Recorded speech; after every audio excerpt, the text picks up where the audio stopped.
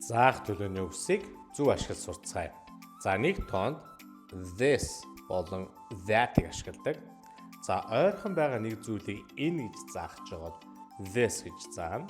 Хол байгаа нэг зүйлийг тэр гэж заах гэж байгаа бол that гэж заадаг байна. За тэгвэл олон тоонд these мөн those-ыг ашигладаг. Ойрхон байгаа олон зүйлсийг эдгээр гэж заах гэж байгаа бол these гэж заана. Хол байгаа олон зүйлсийг тэдгээр гэж заах гэж байгаа бол those гэж заана. За эхний жишээ.